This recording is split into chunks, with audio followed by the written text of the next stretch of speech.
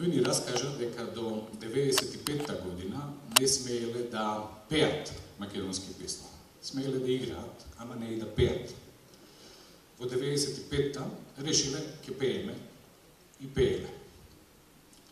Дошла полицијата, ги однала во полициска станица, дечиња ги натепала и господин Пандо им рекол, кажете ми по кој закон не смеам да пеам македонско девојче, по кој закон не смеам да пеам било која песна.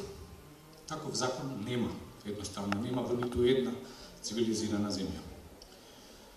И во Егејска Македонија, веќе од тогаш, може би дури и порано, луѓето не се плашат да пеат и нивни локални песни ги пеат и песните кои што ги пееме и ние тука во Македонија. Така што таму има многу луѓе, многу млади луѓе кои што, за жал, вечерва не успеавме да ги видиме со нас тука, меѓутоа се надеваме дека до година ќе ги видиме и ќе ги поздравиме.